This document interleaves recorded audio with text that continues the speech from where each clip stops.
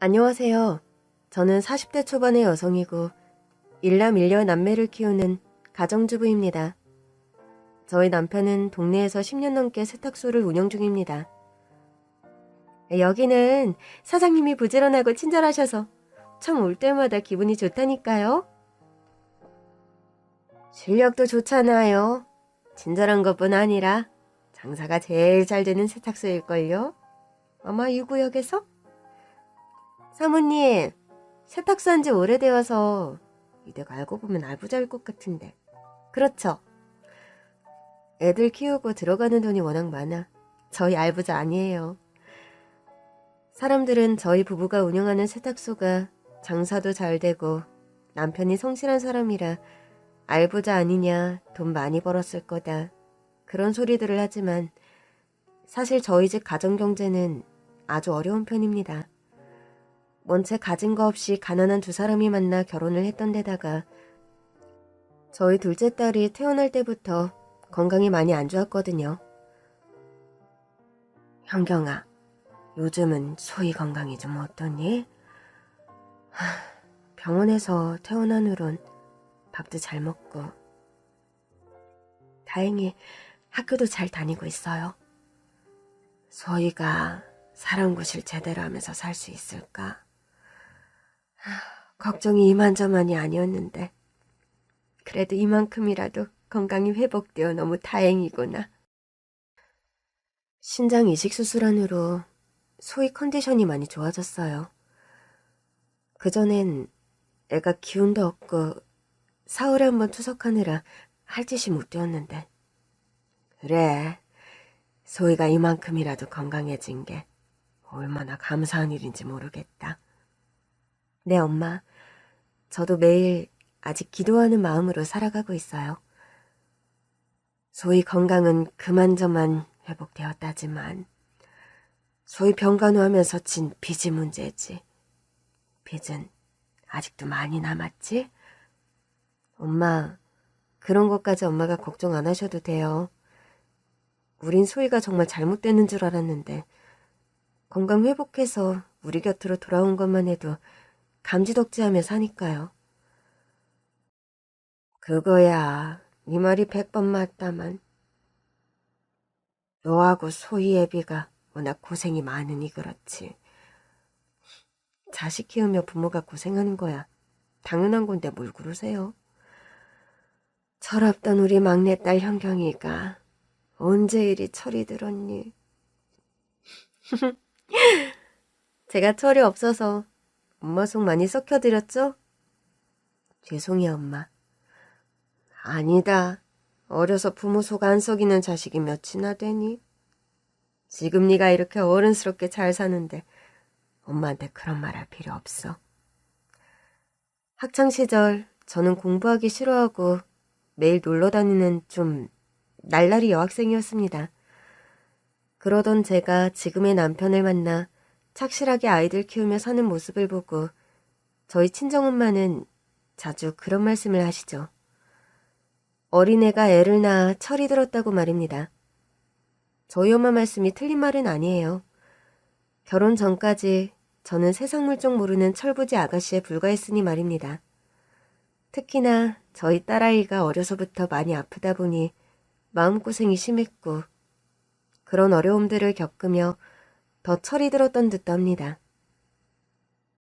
여보, 우리 소희가 소아당뇨에다 신장까지 나쁘다는데 이러 어쩌지?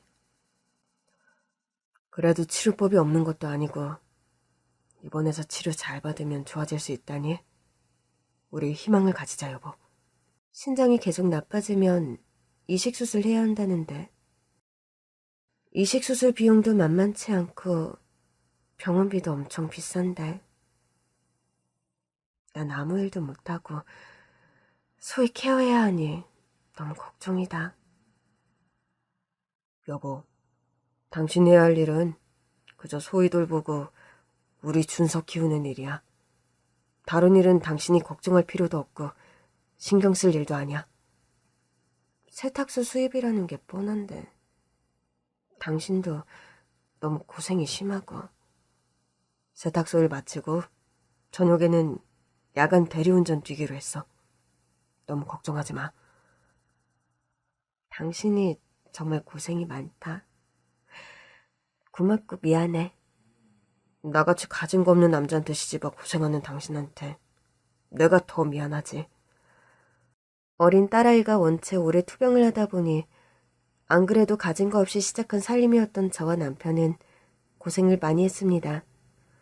생활비에 아이 병원비와 수술비를 감당하느라 남편은 아침부터 늦은 밤까지 허리가 휘도록 일을 하는 형편이었죠.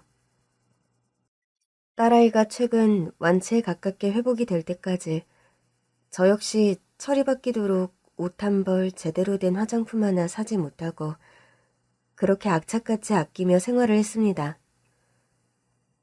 동서는 보면 10년째 같은 외투를 잘도 입고 다닌다. 네? 아, 제 외투가 좀 오래되긴 했죠.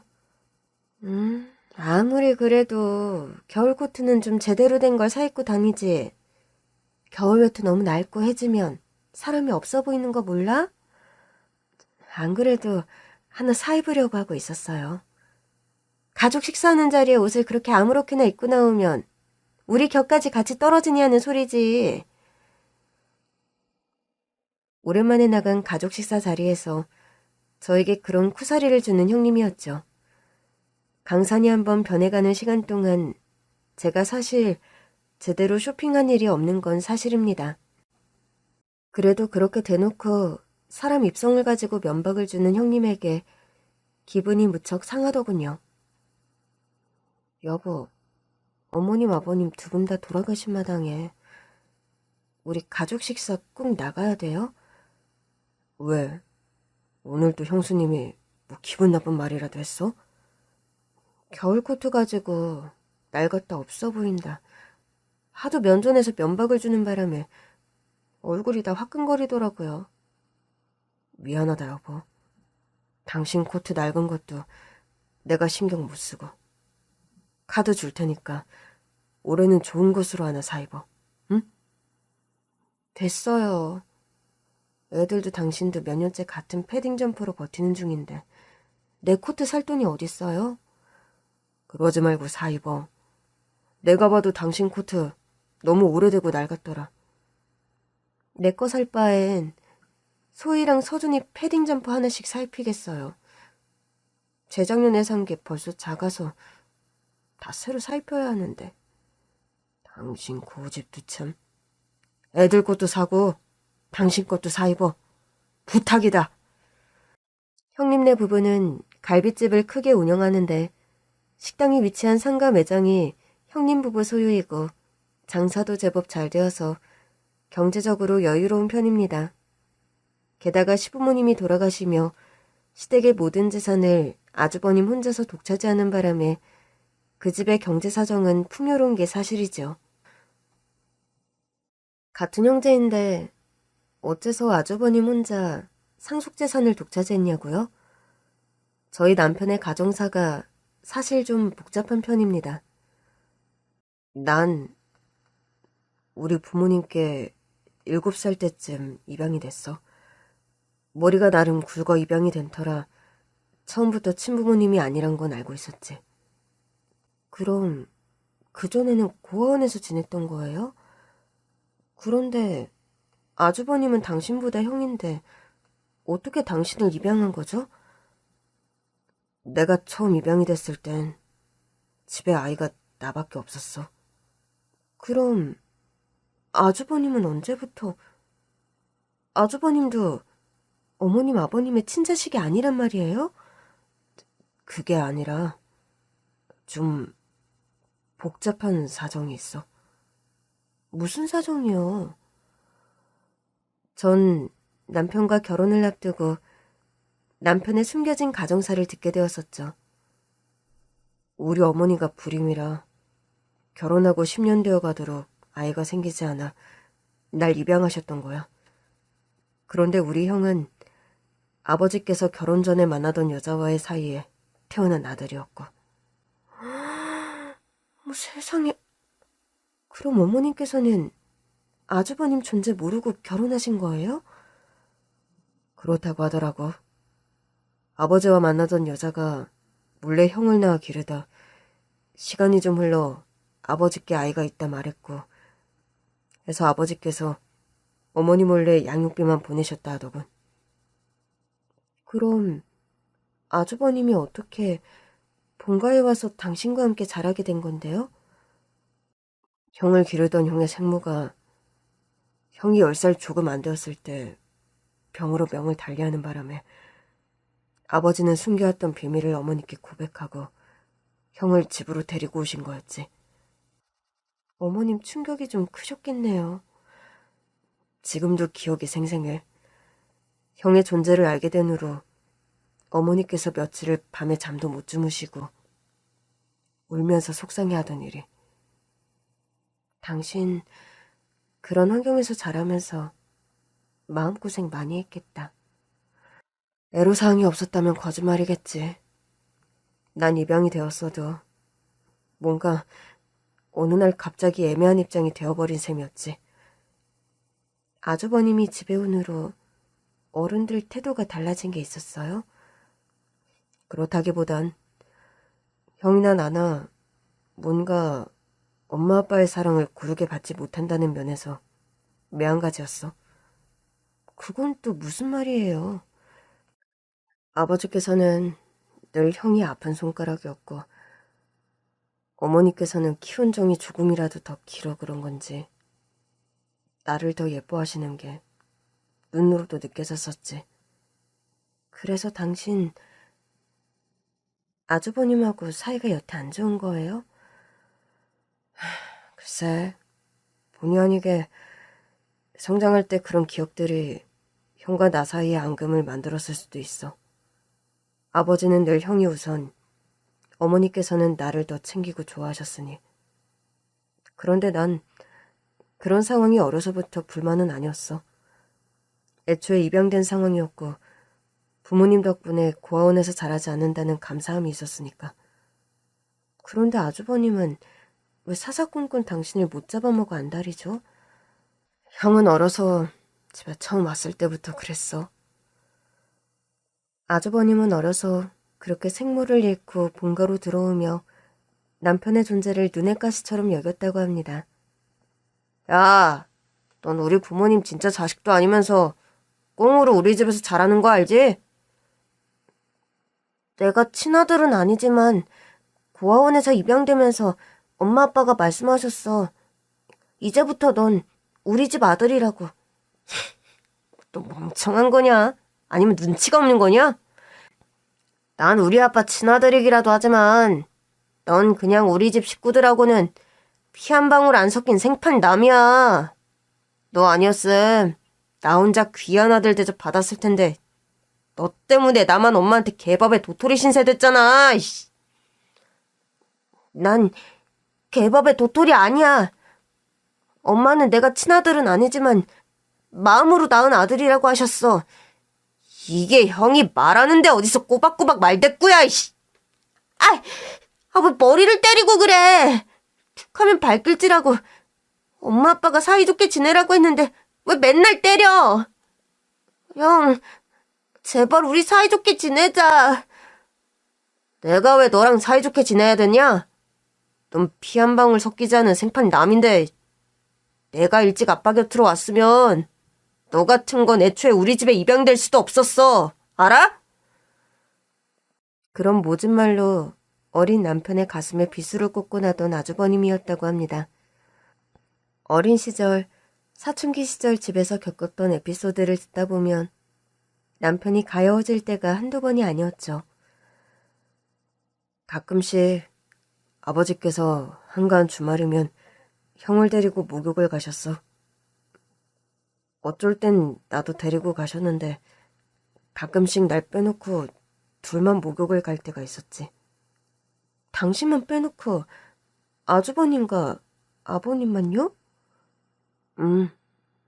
그런 날엔 꼭 아버지와 형 옷에서 고기 구운 냄새가 났어. 형이 갈비를 좋아했는데 목욕을 갔다가 둘만 숯불갈비를 먹고 오곤 했던 거야. 세상에, 그럼 당신이랑 어머님은 집에 있고? 그거 가지고 또 어머니랑 아버지랑 한바탕 싸움이 나곤 했어. 당신 또 형처님만 데리고 목욕하고 갈비 먹고 온 거예요? 아유, 갈비라니. 아니, 무슨 뚱딴지 같은 소리야? 몰래 큰아들만 고기 사 먹일 거면 갈비 먼저 먹고 목욕을 하고 오던지, 사람 염장질이라는 것도 아니고 맨날 목욕하고 갈비집 갔다 오면 냄새가 진동할 거 몰라요? 참, 아유, 사람 그런 거 아니래도 왜 생사람을 잡아? 눈 가리고 아웅하는 식으로 그 거짓말 좀 그만해요. 거짓말이라니? 내가 무슨 거짓말을 했다고? 생판 딴 여자한테 아들까지 다 낳아놓고 그런 거 다 속이고 나랑 결혼한 거잖아. 딴 년한테 낳아가지고 온 아들 데리고 올 거면 정환이는 애초에 왜 입양하자고 한 거야? 애들 듣겠어. 말소리 좀 못 낮춰? 나랑 결혼하고 얼마 안 돼서 형촌이 존재 알았다면서요. 그래서 신혼초에 나한테 이혼하자 소리 했던 거 아니야? 너 그 소설 쓰냐, 어? 당신이랑 이혼할 것 같았음. 애초에 왜 결혼을 했겠어? 형천이 생모가 다른 남자하고 사니까 나랑 결혼했겠지. 애 못 낳는 내 약점 알아서 프로 나 같은 여자랑 당신 결혼한 거지? 나중에 상황 봐서 그 여자하고 재결합하려고. 내가 모를 줄 아니? 제발 그 의부증 언제 고칠 거야? 그런 소리 듣는 것도 이제 지긋지긋하다. 그 여자가 얼마나 애처롭고 그리웠음. 지금까지 형천이만 보면 그리 눈에서 꿀이 뚝뚝 떨어지니. 그러니 형천님만 데리고 목욕 가고 둘만 고기 사 먹고 오는 거 아니야? 이놈의 짓구석. 지긋지긋하다 정말. 누가 할 소리? 이 집에서 제일 불쌍한 건 나하고 우리 청환이야. 그런 식의 부부싸움을 반복적으로 했던 시부모님이셨다고 합니다. 그럼에도 남편은 시아버지나 아주버님에 관해 원망하는 소리를 딱히 하는 사람은 아니었죠. 그런데요, 시어머니께서 먼저 돌아가시고 몇 년 후 시아버지께서도 명을 달리하셨는데 집안의 거의 모든 재산을 아주버님에게만 상속한 시아버지셨습니다. 그런 부분에 불만을 가지거나 법적으로 소송을 하거나 그런 것도 일체하지 않는 남편이었죠. 여보, 그래도 법적으로 뻔히 당신도 그 집 자식인데 그렇게 유산 상속 하나도 안 받는 거 좀 서운하지 않아? 뭐 전혀 서운하지 않다면 거짓말이겠지. 그래도 난 고원에서 자라지 않고 그래도 양친 부모님 계신 따뜻한 집에서 성인까지 지낼 수 있었다는 거에 감사해. 형이 있는데 내가 상속재산까지 탐내는 건 욕심일 거란 생각도 하고. 어머니께서 살아생전 식구들 몰래 당신에게 남겨준 그 돈이 우리 세탁소 차리는데 큰 도움이 됐지. 그러게. 어머니께서 아버지 돈 몰래 내게 그 돈을 주셨지. 감사하고 여러 가지로 고마운 분이야. 대부분의 집안의 상속재산을 아주버님이 가져갔지만 이런 일을 예견이라도 한 듯 시어머니께서는 돌아가시기 전 남편에게 평생 모은 꽤 거금의 예금 통장을 남편에게 물려주셨었죠. 뭐 아주 큰 돈은 아니었지만 그 돈을 발판으로 대출까지 더 받아서 저와 남편은 세탁소를 오픈해서 먹고 살게 된 거였고요. 넌 그래도 대학까지 나왔다는 자식이 겨우 세탁소 나오며 살 거야? 아니 형, 세탁소가 뭐 어때서 그래요? 보아하니 돈을 많이 버는 것 같지도 않은데 차라리 제대로 된 사업을 하든가. 나 봐라. 보기에도 널찍하고 있어 보이게 갈비집이라도 하니까 사장님 소리 들어 돈도 잘 벌어. 훨씬 낫지 않냐? 형, 사장님 소리 듣는 건 형이나 나나 매한가지야. 야, 아무리 그래도 세탁소 사장하고 갈비집 사장이 같아? 꼬라지는 또 그게 뭐야, 어? 매일 꾀죄죄에서는 집안의 거의 모든 재산을 본인이 꿀꺽하고 그 돈을 바탕으로 갈비집 하며 먹고 사는 아주버님이 남편을 보고 대놓고 그런 말을 할 때 빈정이 상하는 게 사실이었죠. 여보, 아무리 형이라도 그런 막말을 할 때는 당신도 뭐 좀 대거리라도 해요. 매일 바보같이 가만히 듣고 앉아있으니 볼 때마다 저렇게 사람 무시하는 말을 하는 거 아니에요. 나도, 형도 나름 고생하다 아버지 유산 받고 저 정도 살게 된 게 얼마 안 돼서 그런 거니까. 그렇다고 볼 때마다 꾀죄죄하다는 둥, 세탁소 일 같은 거 때려치우라는 둥, 그게 할 소리냐고. 뭐 형인데 어쩌니? 막말한다고 영 끊고 살 수도 없는 노릇이잖아. 당신이 그냥 너그럽게 이해해줘라, 응? 어려서 당신 구박만 했던 사람이라면서 형이라고 그렇게 감싸고 싶어요? 내가 참 속이 다 터지네. 남편은 천성이 누굴 원망하거나 억하심정을 가질 정도로 모진 사람이 되질 못합니다. 극악한 범죄자가 아닌 이상 남편은 대부분의 사람들을 이해하고 받아들이자는 주의의 사람이죠. 남편의 이런 성정 때문에 처음 결혼 반대를 하셨던 친정 부모님께서 허락을 하셨었죠. 네 남편 될 사람 말이다.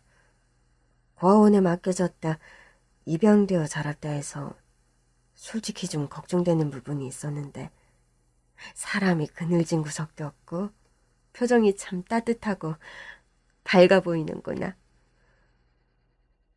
남자는 남자가 보면 제대로 보이는 법인데 성정이 바르고 괜찮은 녀석 같구나. 말을 해보면 꼬인 데도 없이 생각하는 것도 긍정적이고. 남편의 성장 환경 때문에 약간의 선입견이 있던 친정 부모님이셨는데 막상 남편을 겪어보고 나서는 이런 말씀들을 하면서 좋아하셨죠. 얼마 전부터 저와 남편은 건강관리를 위해서 주말에 가끔 등산을 하는데 하루는 등산을 마치고 호텔에 뷔페 식사를 하러 가게 되었습니다. 저희가 저희 돈 내고 호텔 뷔페를 가는 사람들은 아닌데 좀 복잡한 사연으로 인해 뷔페 식사를 무료로 할 수 있는 찬스가 최근에 생겼죠. 해서 고급 호텔 뷔페 식당에 밥을 먹으러 들어갔는데 마침 그곳에서 아주버님 부부를 만나게 되었습니다. 아니, 동선의 부부가 여긴 어쩐 일이야? 아니 그런데 너희 부부 등산복 차림으로 여기로 온 거냐? 뭐 근처 산에 등산을 갔다 여기 식사하러 오게 되는 바람에요. 참 때와 장소에 맞는 옷차림이란 게 있는 건데 가난한 것들은 꼭 티를 내요. 이런 곳에 식사하러 올 거면 최소한 세미정장 정도는 입고 와야지. 동서, 그 다 낡아해진 등산복 차림이 대체 뭐야? 비싼 돈 주고 식사하러 오는 사람들 천진데 다른 사람들 격까지 그렇게 떨어뜨려야겠어? 그렇게 면전에서 저희 부부에게 형님과 아주버님이 면박을 주고 있는데 호텔의 총 지배인이 저희 부부에게 달려와 사장님, 사모님, 누추한 곳까지 행차해 주셨네요. 이 소리를 듣자 갑자기 형님과 아주버님 표정이 순식간에 변하더군요. 동서, 뭐 여기 호텔이랑 아는 사이라도 돼? 네, 좀 아는 사이가 아니라 많이 아는 사이라 해야 맞는 말이겠죠? 아니 재수씨, 그건 무슨 뚱딴지 같은 소리예요?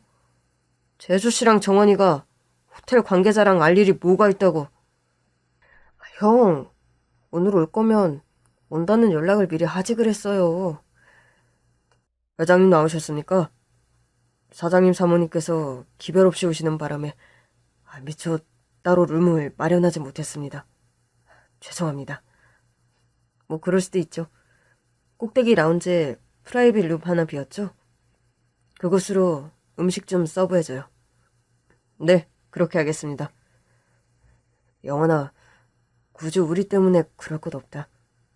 등산하고 나서 돌아가려 하다가 마침 호텔 근처였어서 점심 식사나 하려고 들른 거야. 잘하셨어요. 제가 언제든 와서 식사도 하고 차도 마시라고 말씀드렸잖아요. 형수님, 저희 호텔 스파하고 헬스클럽 잘 사용하고 계시죠? 그럼요. 이렇게 시설 좋은 곳에서 제가 운동을 하고 스파까지 받아서 너무 감사해요, 서방님. 서방님이라니? 정원아, 이게 대체 무슨 일이냐? 호텔 회장님이 왜 너에게 형이라고 부르는 거야? 잘 차려입은 데다 한눈에도 부티가 줄줄 흐르는 호텔의 회장님이 저희 부부에게 형수님 하며 극진하게 대우하는 것을 보며 형님 부부는 쌍으로 입에 개거품을 무는 겁니다. 통서, 여기 호텔 회장님하고 아는 사이야? 이게 대체 무슨 일이냐고. 통순의 부부가 뭐라고 프라이빗 룸으로 모신다는 등 그런 소리를 하는 거지? 형님 부부가 뭐라뇨. 저에게는 몇십 년 만에 겨우 찾은 친형이시고 형수님이신데. 말씀 좀 가려서 하시죠. 뭐라고? 여기 호텔 회장이 네 친동생이란 말이냐? 정원아, 이게 다 사실 맞아? 네, 형님. 다 사실 맞아요. 안 그래도 기회 봐서 말씀드리려고 했는데. 제가 최근에 고아원에서 어릴 때 헤어졌던 친동생을 만나게 되었어요. 형, 그럼 이분들이 형이 입양되어서 자란 가정의 형님 부부인 거예요? 그렇단다, 영환아. 이분이 형님이고 형수님이셔. 아, 그렇군요. 제가 몰라보고 실례가 많았습니다. 오늘 귀한 분들을 모시게 되었는데 사람 많은 뷔페 식당에서 이럴 게 아니라 조용한 룸으로 가서 천천히 얘기들 나누시죠. 저희 부부와 형님 부부는 그렇게 호텔 회장인 시동생의 호의로 그 호텔의 가장 좋은 프라이빗 룸에서 식사를 하게 되었습니다. 호텔에는 양식당, 일식당, 중식당이 있었는데 각 식당에서 공수해온 여러 요리들로 진수성찬을 대접받았죠. 형수님, 중국 음식이 입에 잘 맞으시나 봅니다. 네, 서방님. 다 맛있긴 한데 저는 여기 중국 음식이 특히 맛있더라고요. 베이징 덕도 괜찮은데 한번 드셔보시겠어요? 이미 오늘은 많이 먹었어요. 그럼 다음번에 오시면 꼭 베이징 떡을 대접할게요. 그리고 형하고 형수님은 뷔페 식당 말고 항상 이룸으로 오셔서 식사하세요. 제가 직원들에게는 미리 말해둘 테니. 그래도 네가 영업하는 곳인데 어떻게 매번 나와 집사람이 이 크고 비싼 룸을 독차지하니? 말도 안 되는 일이다 그건. 형, 동생이 호텔 회장이 되어서 좋은 게 뭐예요? 이런 특권이라도 있어야지. 안 그렇습니까? 네, 그러네요. 정은아, 너 아주 멋진 동생을 찾았구나. 동서가 하루아침에 그냥 팔자가 핀 것 같네? 그런 말을 하는 형님과 아주버님의 표정이 아주 가관이었습니다. 호텔 직원들을 비롯해서 전 직원이 굽신거리는 호텔의 회장이 남편의 동생이라는 것. 그리고 그 호텔 회장이 저와 남편에게 형수님 하며 극진하게 대접하는 모습을 보고 배알 틀려 하는 게 제 눈에도 바로 보였거든요. 참, 사람 심부라는 것이 어찌 그리 꼬이고 못될 수 있는 것인지. 형님네 부부를 보면 놀부심부라는 말이 저절로 생각나는 수밖에 없더군요. 사실 남편이 친남동생을 찾게 된 것은 최근의 일입니다. 저희 남편이요. 옛날에 고아원에 맡겨질 때 남편은 5살, 시동생은 1살배기 갓난아기였다고 합니다. 그렇게 1년 정도 있다가 시동생은 남편보다 먼저 다른 가정에 입양이 되어 여태 살아온 거였죠. 시동생은 어느 날 갑자기 기별도 없이 남편의 세탁소를 방문했었습니다. 여기가 박정환 씨 일하는 세탁소 맞나요? 저희 남편이 박정환인데 누구세요? 그럼 형수님. 형수님, 안녕하세요. 저 형님 동생 박용환이라고 합니다. 처음 뵙겠습니다. 네? 남동생이요? 저희 남편한테는 남동생이 없는데 뭔가 착각하고 잘못 오신 것 같은데요? 그때였죠. 드르륵 세탁소 문이 열리며 남편이 안으로 들어온 것은요. 여보, 누구 손님 왔어? 여보, 여기 남자분이 당신 남동생이라고 하시네? 뭔가 착오가 있으신 것 같은데. 당신이 말씀드려. 형을 찾아오셨다고요? 형님 성함이 어떻게 되시나요? 형, 나야. 형 동생 영환이 35년 전 헤어진 땡땡 고아원 기억 안 나요? 뭐라고? 그럼 네가 정말 영환이란 말이니? 맞아요, 형. 나 형 동생 영환이에요. 얼굴을 보니까 너 정말 나를 많이 닮았구나.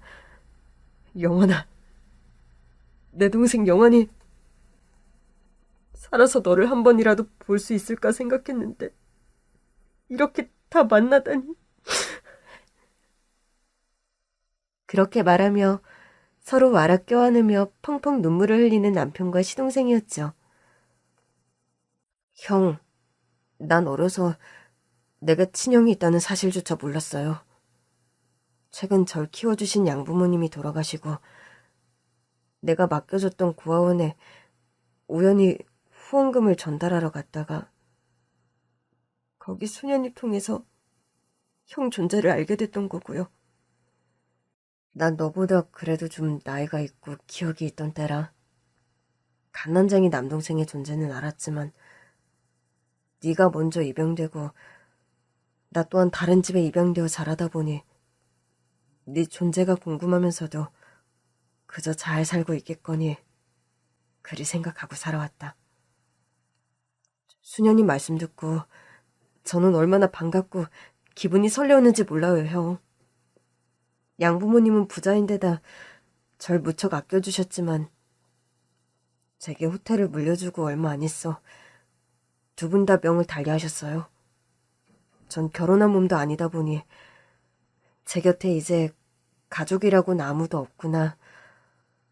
외롭고 상실감이 너무 컸는데 저한테 친형이 있다니 너무 믿기지 않더군요. 고맙다, 영환아. 형을 이렇게 먼저 찾아줘서. 형이 되어서 내가 먼저 동생인 너를 한 번이라도 찾았어야 했는데. 아니에요, 형.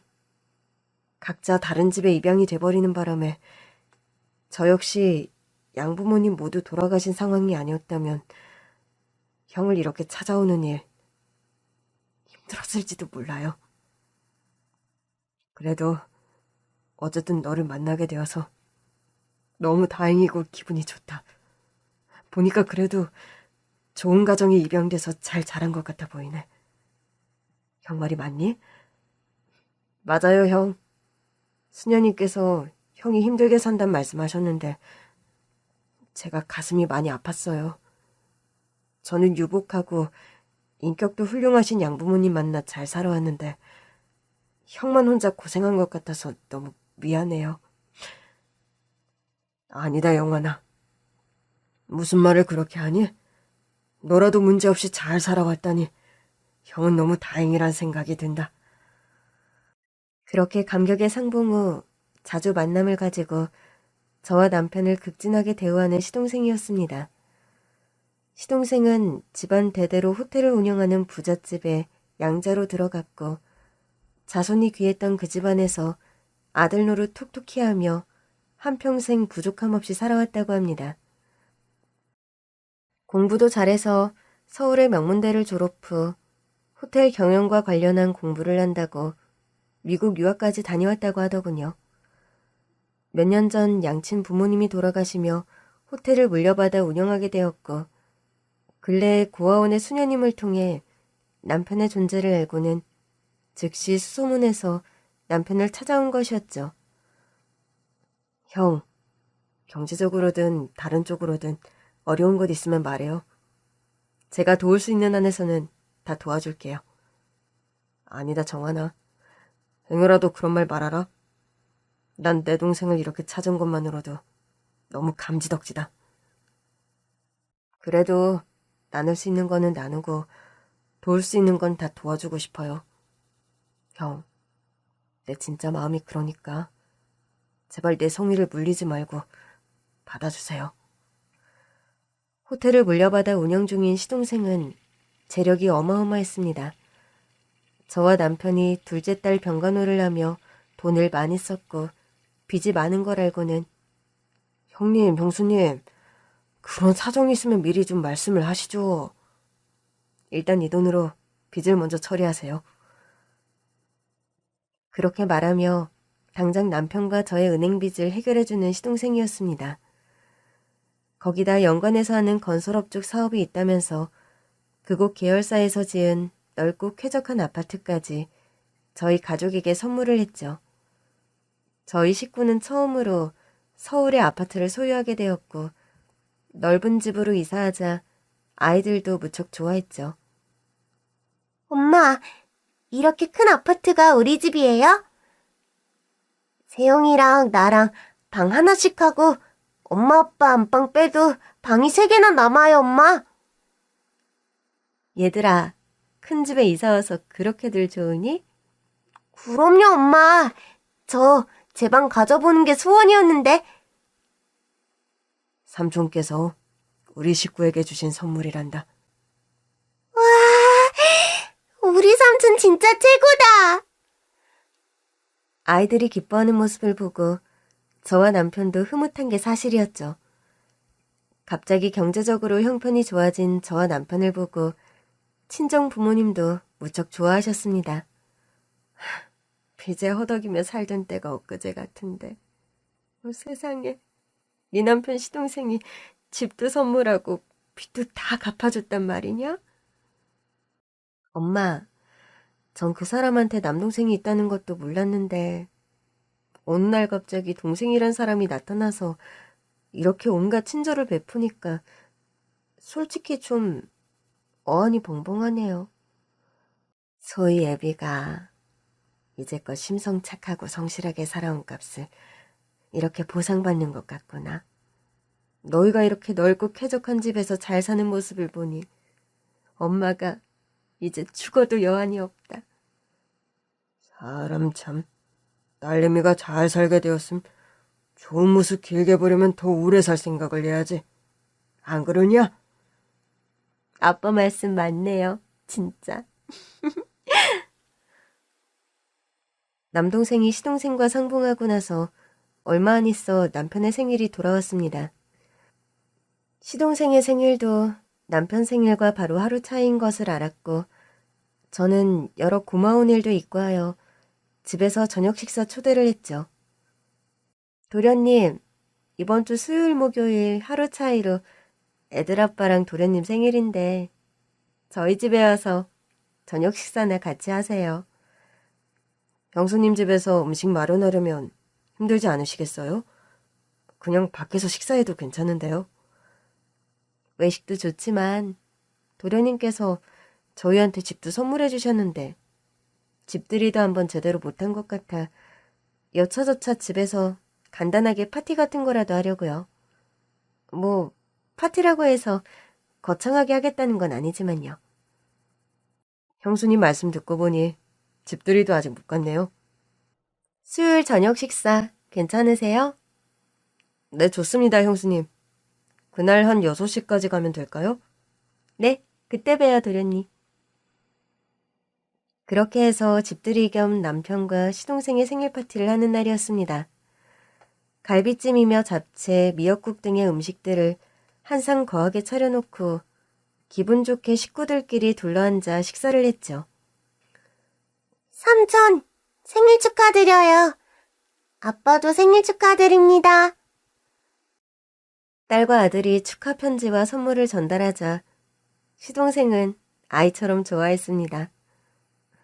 제가 양부모님 슬하해서 형제도 없이 외롭게 자라와 그런지 이런 북적이는 가족 분위기가 너무 좋네요. 따뜻하고. 도련님, 음식은 입에 좀 맞으세요? 미역국도 갈비찜도 너무 다 맛있습니다. 형수님, 음식 준비하느라 고생 많으셨어요. 아니에요. 잡채나 좀 더 떠올까요? 그래, 여보. 오늘 잡채가 인기가 제일 좋네. 제가 그릇에 잡채를 더 떠와서 식탁 위에 놓는데 웬 서류 봉투 하나가 식탁 위에 놓여 있더군요. 이게 웬 서류 봉투예요? 여보, 영환이가 너무 거한 생일 선물을 가져온 것 같아. 생일 선물이요?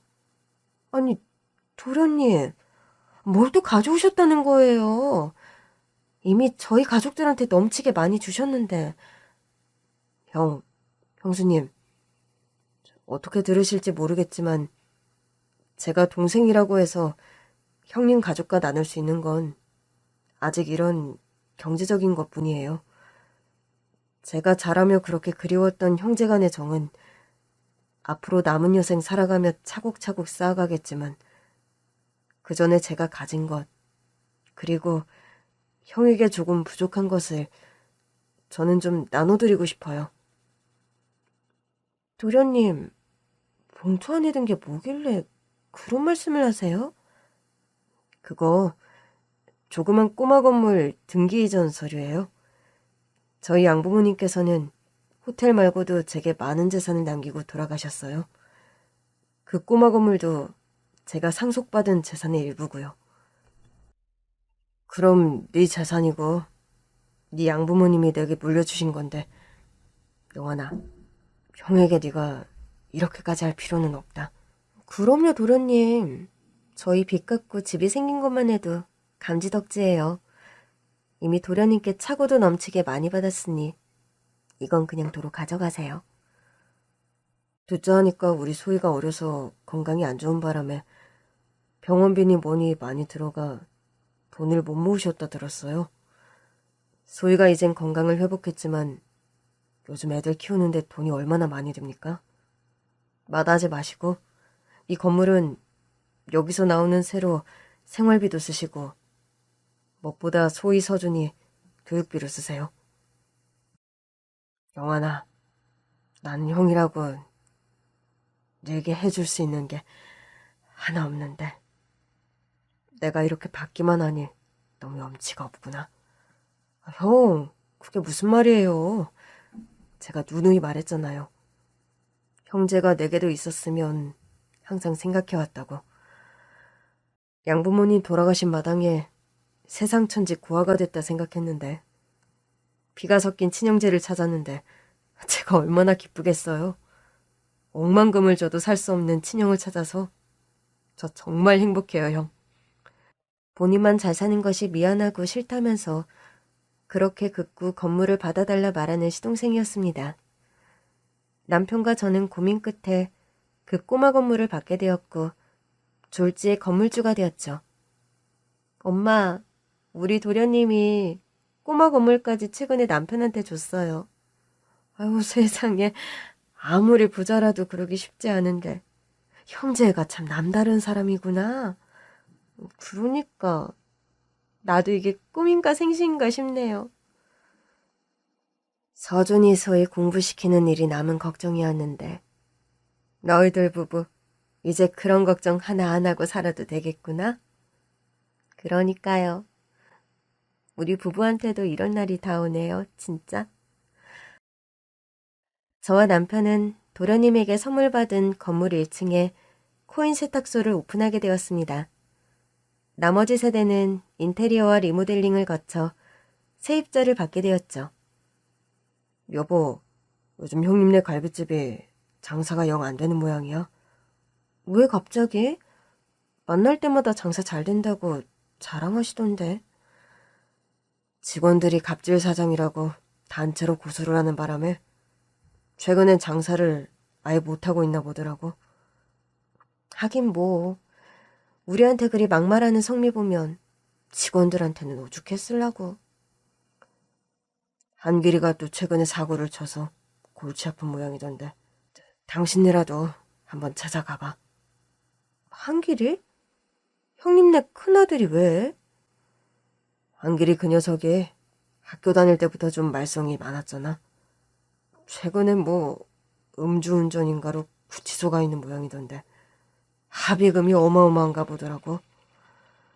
저는 남편에게 그런 소식을 듣고 형님네를 한번 찾아가 봐야 하나 그런 생각을 하고 있었습니다. 그러면서도 하도 제게 막말하고 저희 부부를 무시하는 성미를 알고 있기에 좀 고민하며 지내던 어느 날이었죠. 코인 세탁소 오픈을 앞두고 저는 건물 이곳저곳을 청소하고 있었어요. 동서, 지금 바쁜가 보네? 아니, 형님이 여긴 어쩐 일이세요? 서방님께 들어서 알고 왔지 뭐.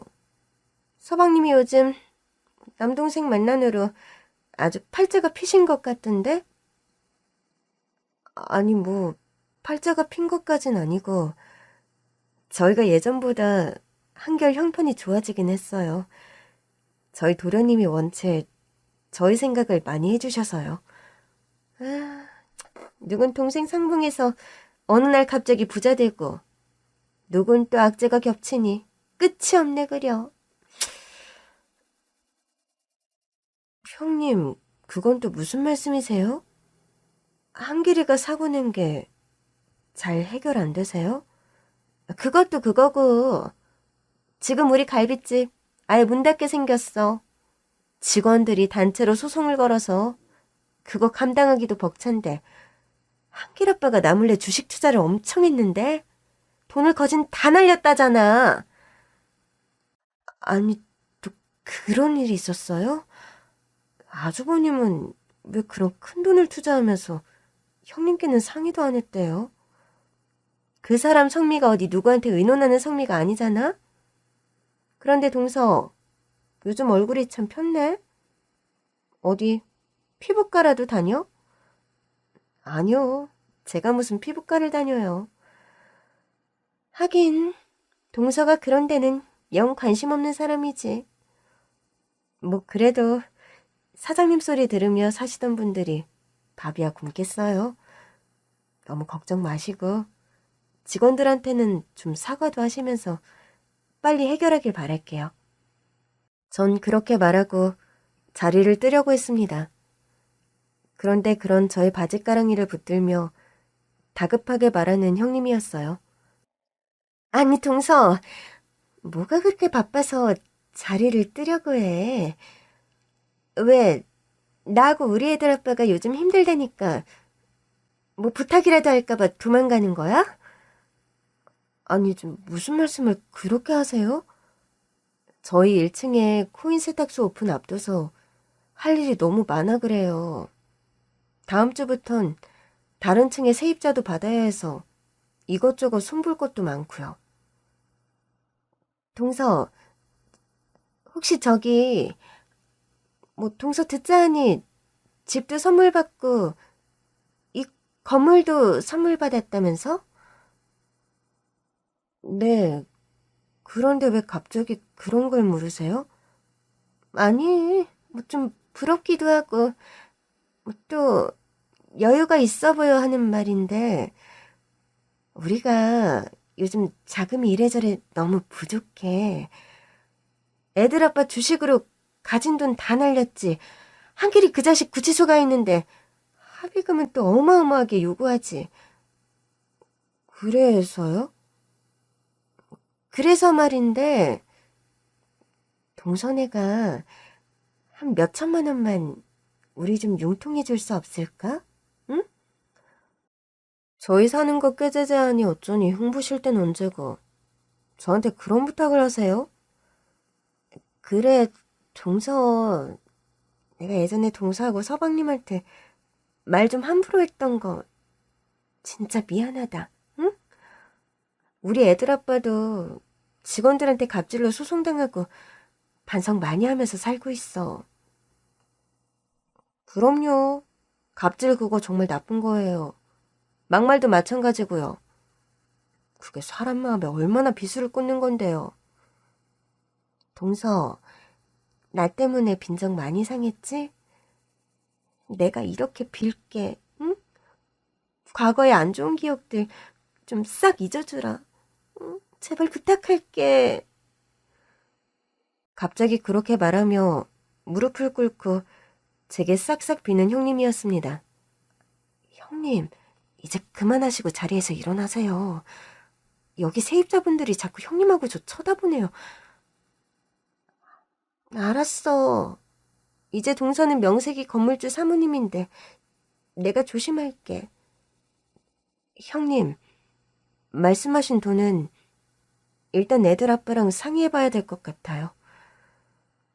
큰아들의 합의금 때문에 돈 꿔주길 부탁하는 형님이었고 그 문제와 관련해서 저는 남편과 상의를 했습니다. 어떡할 거예요, 당신? 정말 형님 부부에게 돈 꿔줄 거예요? 뭐 한길이가 전과자 될 상황이라는데 어쩌겠어? 일단 합의금은 좀 도와주는 게 도리일 것 같은데. 우리가 여유가 없는 것도 아니고 이제 먹고 살만 하잖아. 안 그래? 암튼 당신은 참 벨도 없는 사람이야. 과거에 그 구박 다 받고 자라고 부모님 유산은 혼자 한 푼도 못 받았으면서. 그래도 엄마 아버지 덕에 내가 잘 자랐잖아. 안 그래 여보? 치, 못 말려요 당신은 정말. 대신 돈 꿔주고 다 나중에 상환 받아요. 알았죠? 알았어 여보. 당신이 다 시키는 대로 할게. 그렇게 저와 남편은 형님 부부에게 돈을 꾸어드리기로 결정을 보았습니다. 동서 정말 고마워. 덕분에 급한 불은 끄게 됐어. 아니에요. 그냥 드린 것도 아니고 꿔드린 건데요 뭐. 그렇게 말 안 해도 갚을 테니 너무 그러지 말고. 참, 보니까 동선의 건물에 청소하는 사람 구한다고 적어놨던데 그 일 내가 하면 안 될까? 갈비집 다시 운영하시는 거 아니었어요? 말도 마라. 직원들 줄소송이 이어져서 그거 언제 끝날지도 모르고 업계 소문 때문에 우리 식당 일은 접기로 했어. 애들 아빠나 나나 다른 일 알아보려고 해. 그렇게 형님은 저희 부부 건물에서 청소 일을 하고 계십니다. 옛날에 툭하면 저의 입성을 지적하며 잘난 척하던 형님인데 지금 상황을 생각하면 참 뒤바뀌어도 한참 상황이 뒤바뀌어버린 셈이죠. 예, 너희 그 콧대 놓던 형님이 너희 부부 건물 청소한다는 게 사실이냐? 네, 엄마. 요즘 형님이 건물 청소 일하고 있어요. 너희 세탁소 한다고 그리 무시하더니 사람 일 참 한치 앞을 할 수 없구나. 그러게 말이에요.